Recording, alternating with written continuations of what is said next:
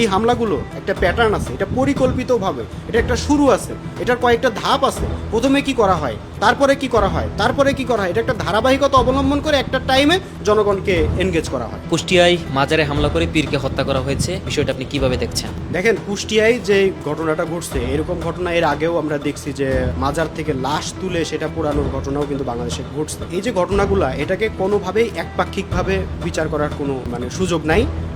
দুইটা দিক দিয়েই আমাদেরকে দেখতে হবে। তবে প্রথম কথা হলো যে কোনোভাবেই, কোনো যুক্তিতে, কোনো কারণেই একটা মানুষকে আপনি আক্রমণ করে হই হই রই রই করে আক্রমণ করে তাকে যে মেরে কুপায়ে মেরে আপনি তার বাড়িঘর আগুন দিয়ে জ্বালাই দিয়ে এই যে হামলা করলেন, এটা আসলে কোনো যুক্তিতেই হয় না।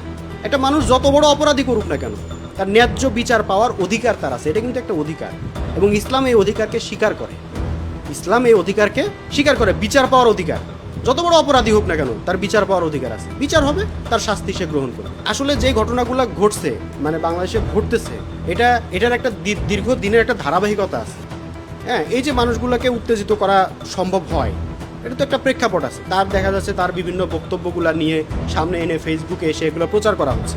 ইন্টেনশনালি একটা গোষ্ঠী এটা করতেছে, অলরেডি মিডিয়াতে কিন্তু এটা বের হয়েছে যে ইন্টেনশনালি এই ঘটনা ঘটানোর জন্য তার কিছু কিছু অতীতের কিছু কাটিং বক্তব্য, এটা এমন না যে গতকাল রাত্রে এই কাটিং সে বক্তব্যটা দিছে সেটা শুনে আজকে সবাই উত্তেজিত হয়ে গেছে, না, এটা আগের বক্তব্য। তার আগের বক্তব্যগুলো কেটে কেটে কেটে কেটে নিয়ে এসে 8-10টা আইডি থেকে পরিকল্পিতভাবে এটা প্রচার করা হয়েছে।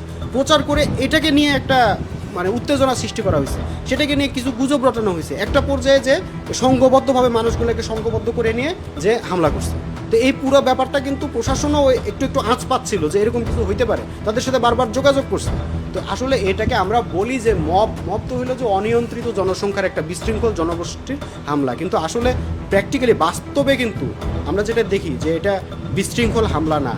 এই হামলাগুলো একটা প্যাটার্ন আছে, এটা পরিকল্পিতভাবে, এটা একটা শুরু আছে, এটার কয়েকটা ধাপ আছে। প্রথমে কি করা হয়, তারপরে কি করা হয়, তারপরে কি করা হয়, এটা একটা ধারাবাহিকতা অবলম্বন করে একটা টাইমে জনগণকে এনগেজ করা হয়। জনগণকে এনগেজ করতে তারা পারে। হ্যাঁ, এটার একটা প্যাটার্ন আছে, ওই প্যাটার্নটা ফলো করে যে শেষ পর্যন্ত এই ঘটনাটা ঘটানো হয়। তা আমি বলবো এই ঘটনাগুলো ঘটবে না, সেটার জন্য রাষ্ট্র যেটা করতে পারে, হ্যাঁ, সর্বপ্রথম যেটা করতে পারে সেটা হচ্ছে যে আপনার এই ধরনের সিচুয়েশনগুলো, এই ধরনের ব্যাপারগুলোতে যারা ধর্মকে অবমাননাকর বক্তব্য রাখতেছে, এরকম কোনো কিছু যদি থাকে, সত্যি সত্যি থাকে যে এটা ধর্মীয় অবমাননাকর বক্তব্য, তাইলে সেটা রাষ্ট্র ওইটার বিরুদ্ধে রাষ্ট্রকে অ্যাকশন নিতে হবে। রাষ্ট্র এটার তদন্ত করতে হবে, তদন্ত করবে, দেখবে, যাচাই বাছাই করবে আসলে এটা কতটুকু নাকি এটা কোনো ফেক ভিডিও। এখন তো এআই এর যুগ আসছে, এখন অনেক কিছু মিথ্যাও বানানো হইতে পারে। এটা অ্যাকচুয়ালি এটার ঘটনাটা কি, এটা রাষ্ট্র এটা বের করতে হবে, আইনশৃঙ্খলা বাহিনীকে এটা বের করতে হবে।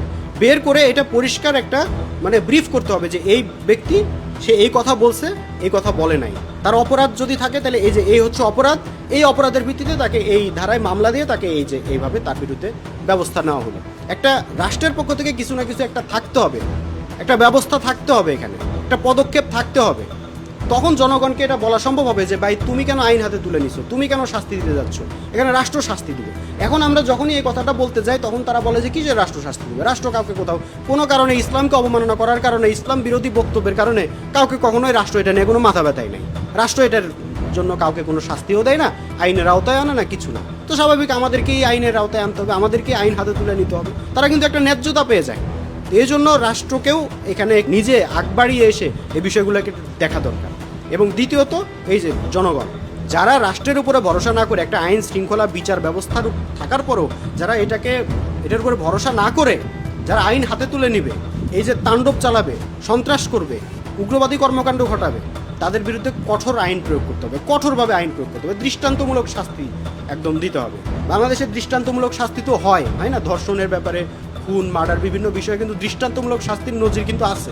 এই ঘটনাগুলোর ব্যাপারে এরকম দৃষ্টান্তমূলক শাস্তি লাগবে, এবং এই ঘটনাগুলো যারা যে হত্যা করছে, শুধু সে না, এটা বের করতে হবে পুরো ঘটনার সাথে আসলে কারা কারা সম্পৃক্ত, একদম মূল পরিকল্পনাকারী থেকে শুরু করে একদম যারা অংশগ্রহণ করছে এই পর্যন্ত পুরো টিমটাকে ধরে যদি শাস্তির আওতায় যদি আনতে পারে কঠোরভাবে, তখন পরবর্তীতে এই চিন্তা করতে যায়, এটা ওই দৃষ্টান্তটা চিন্তা করবো যে না, আমি কিন্তু ফেসে যাব, আমি কিন্তু আটকা পড়ে যাবো। এই যে জিনিসটা, এটা কখনোই হয় না, এটা আসলে কখনোই হয় না। এটা একটা বিরাট সমস্যা বাংলাদেশে। এ পর্যন্ত এটা তো একটা ঘটনা না, শত শত ঘটনা হয়ে আসতেছে, কোনো জায়গায় বিচার হয় না। আমাদের নোয়াখালীতে 16 সালে যে হামলাটা হয়েছে সেখানে তো তারা এই একইভাবে গুজব রটাইছে, পুরো জিনিসটা গুজবের উপরে, পুরো জিনিসটা গুজবের উপর, যে এই যে হিজবুত তাওহীদ এরা হলো খ্রিস্টান, এরা গির্জা বানাইতেছে, দেখেন পুরোটা গুজবের উপরে।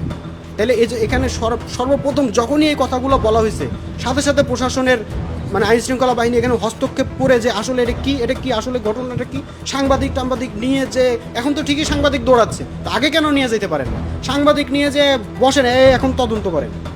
হিজবুত তাওহীদের ঘটনার আমি উদাহরণ দিচ্ছি, সাথে সাথে আমাদের ওইখানে যে হিজবুত তাওহীদের নেতাদেরকে সেখানে ডেকে, এলাকাবাসীকে ডেকে, ওই যারা যারা ইন্ধন দিয়ে বেড়াচ্ছে, যে হ্যান্ডবিল প্রচার করতে, সবাইকে ডেকে এখানে বসে এই বলো এখানে কি গির্জার কি দেখছো বলো। যদি এটা গির্জা হয় তাহলে সেটা সাথে সাথে ব্যবস্থা নেবে, যদি গির্জা না হয় তো তুমি গির্জা প্রচার করলে কেন, এত বড় গুজব তুমি রটাইলে কেন, সাথে সাথে পাকড়াও করা উচিত ছিল।